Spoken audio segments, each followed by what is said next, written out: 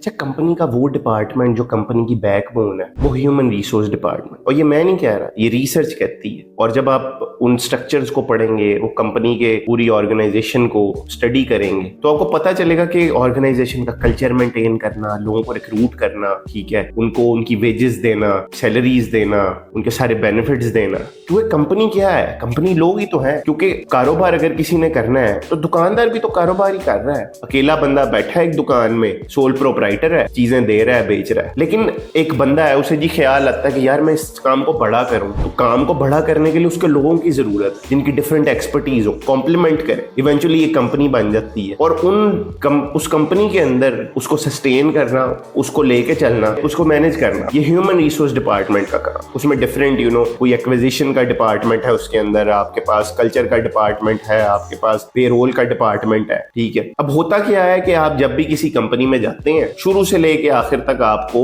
आपकी परफॉर्मेंस के ऊपर, आपकी सैलरी पे, आपके बोनसेस, हर चीज में बात आपकी एचआर से ही हो रही है। कोई एचआर का मैनेजर बैठा होगा, उस असिस्टेंट बैठा होगा, उसी से आपकी बातचीत होगी। अब आप समझ रहे होते हैं कि यार मैं जा रहा हूँ, मेरी परफॉर्मेंस में मुझे कोई बोनस नहीं मिल रहा, कोई अप्रेजल नहीं मिल रहा, कुछ हो नहीं रहा यार, मेरी सारी मेहनत के बावजूद वैल्यू नहीं किया जा रहा मुझे। हाँ, कई दफा हमें गुस्सा आता है बिकॉज एचआर का ही वो पर्सन है जिसको हम डायरेक्टली रिपोर्ट कर रहे हैं, और हमारी बेशुमार मेहनत के बावजूद हमें उसका रिवॉर्ड नहीं दिया जा रहा, और हम ब्लेम उसी को ही करते हैं। लेकिन ज्यादातर केसेस के अंदर एचआर इज अ पपेट, ठीक है। वो देखे होंगे आपने बचपन में ना, तमाशा एक लगता होता था जिसके अंदर ना आप डिफरेंट कैरेक्टर्स, गुड्डे गुड़िया वगैरह, उनको ना वो उनकी डोरें पकड़ी और ऐसे ऐसे उनसे ना उनको हिलाया जा रहा होता था। उनकी डोर हिलाते थे, ऐसे किया तो बाजू उनका ऊपर चला गया, बाजू नीचे आ गया, और वो डिफरेंट उनसे चीजें करा। एचआर भी बेचारा ऐसा ही है। और ये जो डोर पकड़ी हुई है ना एचआर, वो कंपनी के मालिक या सीईओ ने पकड़ी हुई है, और जो वो उसको कह रहा है उसको करना पड़ रहा है। तो एचआर से कोई ऐसी खास उम्मीद लगाने की आप लोगों को जरूरत नहीं है ना। उसको ज्यादातर केसेस में उसको ब्लेम, हाँ ठीक है, इनकम्पिटेंट लोग मौजूद है, लेकिन ज्यादातर ऐसा भी हो रहा होता है कि शायद वो आपके वो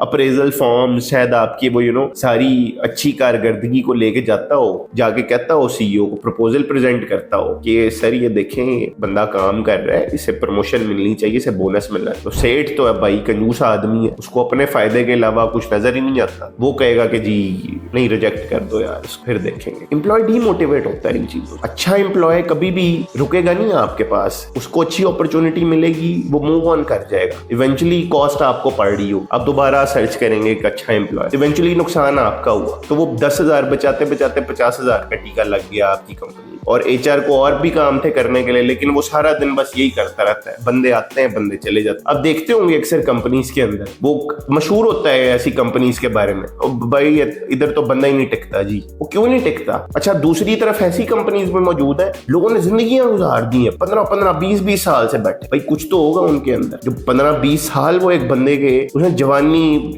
अपना सारा कुछ दे दिया वहां। तो ये सारी चीजें बेसिकली आपके माइंडसेट की हैं। तो वो माइंडसेट अगर आपका ग्रोथ का नहीं है, आप शॉर्ट टर्म सोच के एक कॉस्ट कटिंग करके वो पैसे बचा लेंगे, लॉन्ग टर्म में नुकसान ही नुकसान।